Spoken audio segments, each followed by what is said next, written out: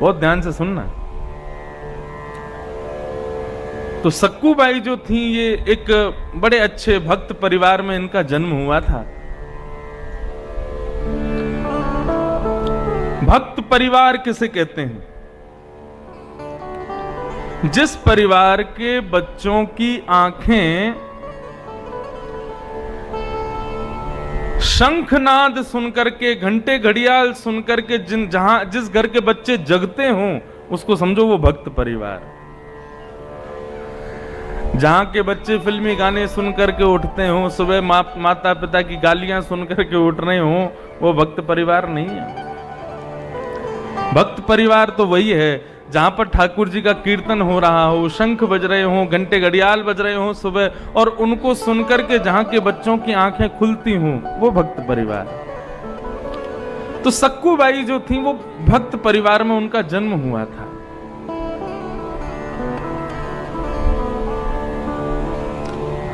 लेकिन बेटी कैसे घर में जाएगी ये कोई नहीं बता सकता।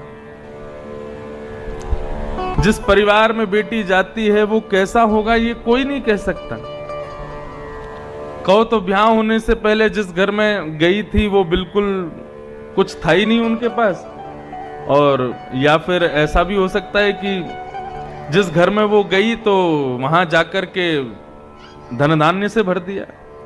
थोड़ा बच्चों को शांत रखें माताएं, थोड़ा कथा में आगे वाले बच्चों से ज्यादा डिस्टर्ब होता है, थोड़ा देख लो अगर शांत हो जाएं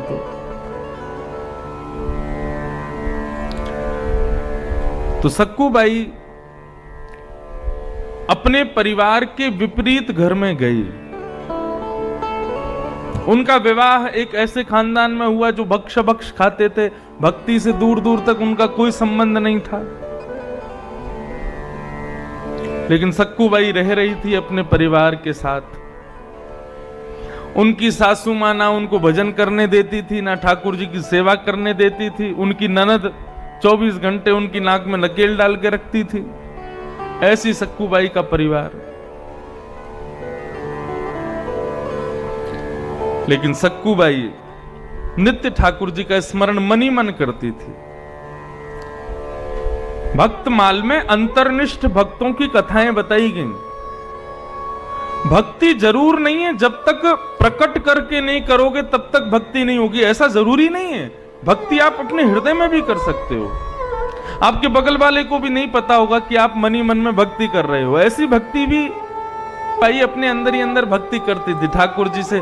एकांत में जब उसको भोजन पानी बनाने से फुर्सत मिलती थी तो एकांत में बैठ जाती थी, नेत्र बंद करके हृदय में ही ठाकुर जी का बढ़िया सुंदर मंदिर बना के ठाकुर जी को विराजमान करती, उनके सामने कीर्तन गाती, नृत्य करती, मन ही मन में। एक दिन सक्कू बाई अपने घर के झूठे बर्तनों को मांज रही थी, तभी उस नगर में भागवत की कथा हुई। तो भागवत जी की शोभा यात्रा, जैसे यहां पहले दिन आप लोग भयंकर गर्मी में नंगे पांव चल के आए, 2-3 माताएं बेहोश हो गईं, कई इनके पांव में छाले पड़ गए, ऐसी शोभा यात्रा निकाली महाराज। 2 दिन तक तो माताएं आई ही नहीं कथा में। बोले 2 दिन का कोटा यही हो गया शोभा यात्रा में। कथा उस दिन 5:30-6 बजे शुरू हुई थी शायद। तो मेरे मन में भाव आया कि अगर ये शोभा यात्रा दोपहर में हो जाती 4 बजे से, 1 घंटे में सब यहाँ आ जाते, फिर कथा सुनते सीधे, तो ज्यादा कष्ट नहीं होता। कोई बात, अगली बार कभी आएंगे तो दोपहर में नहीं करवाएंगे। हमें नहीं पता था मध्य प्रदेश के लोग नंगे पांव शोभा यात्रा, वैसे नियम तो यही है, शोभा यात्रा में नंगे पांव जावें, पादुका ना पहने। बड़े शहरों में कथाएं करते हैं, वहां तो कोई ध्यान देती नहीं माताएं।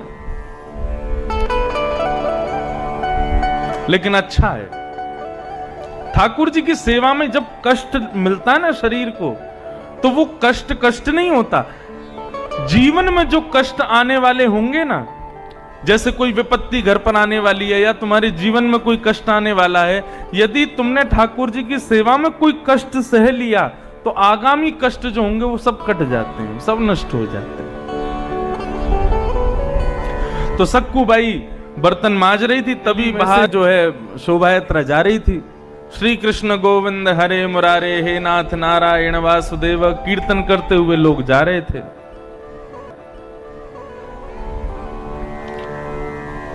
सक्कूबाई के मन में आया, मेरे नगर में कथा होने वाली है, शोभा यात्रा जारी है, यदि मैं भी इस शोभा यात्रा में पहुंच जाऊं तो आनंद आ जाएगा। अपनी सास के पास गई। सास किसे कहते हैं? जिसके मारे सांस भी ना ली जाए, वही सास है। जो सांस लेने दे बहू को, वो सास नहीं, वो मां है। और जो सांस ना लेने दे वही सास है। ननद, ननद कौन है? ननंदयति, जो बहू के सारे आनंदों को छीन ले वो ननद है, और जो आनंदों को ना छीने वो बहन है। यदि घर की बहू अपनी सास से ऐसे मिलवावे कि ये मेरी सासू माँ है, तो समझो कि हाँ वो सास ही है। और वो कहे नहीं ये मेरी माँ है, ये ना कहे सासू माँ है, तो समझो कि हाँ ये प्रेम करती होंगी, तभी माँ बोला। कहे ये मेरी ननद है, तो ननद कहे तो मतलब कोई कष्ट देती होगी इसलिए ननद। कहे नहीं मेरी बहन है, तो समझो कि हाँ उससे प्रेम करती। लेकिन सक्कूबाई की सास और ननद दोनों बिल्कुल वैसी ही थीं। सास और ननद ही थीं। बहुत कष्ट देती थी सक्कूबाई को, मारती भी थी, पीटती भी थी, गालियां भी देती थी। उनको मायके नहीं जाने देती थी, और वो जाती थी तो 1-2 दिन में ही उनको ले आती थी वापस। सक्कूबाई लेकिन इसी आश में थी कभी तो दिन आएगा कि सब ठीक हो जाएगा, सब अच्छा हो जाएगा। सक्कूबाई बर्तन धो रही थी, शोभा यात्रा की ध्वनि सुनी तो अपनी सास के पास गई और बोली, माँ मैंने सब घर के काम कर दिए, अब कोई काम बाकी रह नहीं गया, आपकी यदि आज्ञा हो तो पास में कथा शुरू होने वाली है, मैं कथा में चली जाऊं। अब तो उसकी सास बोली, तू जाके तो दिखा, तेरी टांगे नहीं तोड़ दूं। कथा सुनने जाएगी? अरे घर के और भी काम है, ऊपर के मंजिल पे सफाई करनी है, गंदे कपड़े धोने हैं, और ये करना वो करना, दुनिया भर के काम बहाने बता दिए। चुपचाप बैठी रहे, कोई कथा वथा में नहीं जाना है। सक्कूबाई बोली, इतने साल हो गए मैंने कभी कुछ नहीं कहा, एक बार जाने दो ना। सास ने उठाया डंडा, तू अगर जिद करेगी तो अभी देख तेरी धुनाई कर दूंगी मैं, चुपचाप बैठ जा। सक्कूबाई रसोई घर में आ गई और रोने लगी, ठाकुर जी को कोसने लगी, मेरी सास बुरी नहीं है, मेरी ननद बुरी नहीं है, मेरा ससुराल बुरा नहीं, बुरे आप हो। क्योंकि मैंने संतों से सुना है कि आपकी कृपा के बिना कोई कथा में आ नहीं सकता। आप शायद चाहते नहीं हो कि मैं कथा सुनूं, इसीलिए मैं कथा में आ नहीं पा रही हूं। यदि आप चाहो तो मेरी सास की बुद्धि बदल जाए, मेरी ननद की बुद्धि फिर जाए, मेरे पति अच्छे हो जाएं, लेकिन आप चाहते नहीं हो, इसलिए सब बिगड़ रहा है, आप ही बुरे हो। ऐसा कह के रोने लगी, रुदन करने लगी सक्कूबाई। तो ठाकुर जी से अपने भक्तों का रुदन नहीं देखा जाता। भक्त गुस्सा हो जाए, क्रोध कर ले, सुना दे, कुछ भी करे, सब सहते हैं ठाकुर जी, लेकिन भक्त जब ठाकुर जी के सन्मुख रोता है ना, ठाकुर जी से वो नहीं देखा जाता। जैसे सक्कूबाई ने रोना शुरू किया, ठाकुर जी उसकी सासू मां बनकर के प्रकट हो गए। सासू मां बनकर के उसके घर में ही आ गए। उसकी सास तो सो गई थी कमरे में जाके, उसकी सास का रूप धारण करके ठाकुर जी आ गए। और ठाकुर जी चल करके रसोई घर में गए, वहां सक्कूबाई रो रही थी, सिर झुका के बैठी थी। ठाकुर जी गए, सक्कू। उसने देखा सास आ गई, तुरंत खड़ी हो गई, घूंघट करने लगी। अच्छा चल चल, अब ज्यादा नाटक मत कर, ये रोने धोने का नाटक मुझे अच्छा नहीं। सारे काम हो गए घर के? बोले हाँ हाँ माँ सारे काम हो गए। कथा में जाना है तुझे? ठाकुर जी बोल उसी टोन में रहे जिस टोन में उसकी सास बोलती है। कथा में जाना है तुझको? बोले हाँ माँ जाना है। ठीक है चली जा, लेकिन समय से घर आ जाइयो, नहीं आई तो फिर देख लियो तेरी हालत बिगाड़ दूंगी मैं। अब तो सक्कूबाई बोली, मां मैं सच में जाऊं कथा में? बोले हाँ जा। सच में आप आज्ञा दे रही हो मुझे जाने की? बोले हाँ मैं ही कह रही हूं, जा चल। अब ज्यादा देर रुकेगी तो जाने नहीं दूंगी, चल जल्दी जा। अब तो बार बार चरणों में प्रणाम करे, अपनी सास को गले लगावे, बोले माँ अभी आती हूँ कथा सुन के, आपके लिए प्रसाद भी लाऊंगी। सक्कूबाई कथा में गई और कथा सुनने लगी, प्रेम और भाव से आनंद करने लगी। और वहां से भागवत जी से बस यही प्रार्थना करके आई, हे भागवत, हे कृष्ण स्वरूप भागवत, आप मुझ पर कृपा करो, मेरी सास की मति बदल जाए, मेरी ननद अच्छी हो जाए। वो अच्छे हैं, बस उनको आपका बोध नहीं है, वो आपके बारे में जानते नहीं है, वो आपको जान जाएं, समझ जाएं, ऐसी कृपा कर दो। प्रसाद लेकर के घर आई तो ठाकुर जी तो अंतर ध्यान हो गए थे, असली सासू मां गेट पे बैठी थी।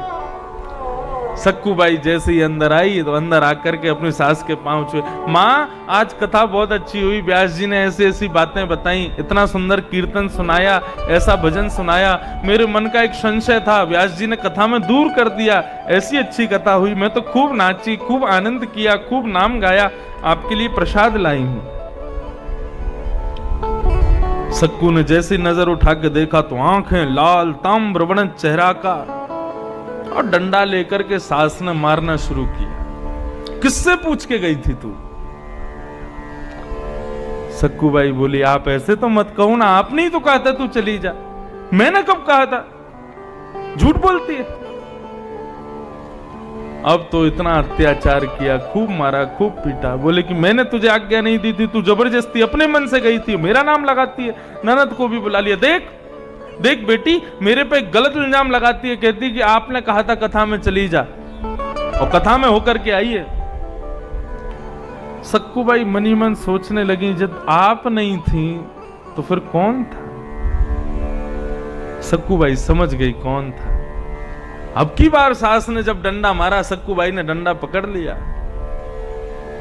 और डंडा लेकर के अपने मंदिर के बाहर, घर के मंदिर के बाहर खड़ी हो गई। बोले, इसलिए आए थे आप मेरी सास बनके, ताकि मेरी सास से पिटाई हो जाए, मेरी ननद मुझ पर चिल्लावे, इसलिए सब काम किया था? अरे कन्हैया, कब तक तड़पाओगे, कब तक मेरे जीवन में कष्ट देते रहोगे? आप सर्व समर्थ हो, आप मेरी सासू मां का रूप धारण कर सकते हो, तो इनकी मति भी बदल सकते हो। आज आपको करना पड़ेगा, यदि आपने नहीं किया तो मैं प्राण त्याग दूंगी। ऐसा कहकर के जैसे रुदन करने लगी तो सक्कूबाई के सन्मुख श्याम सुंदर प्रकट हो गए, और प्रकट होकर के सक्कूबाई को दर्शन दिया।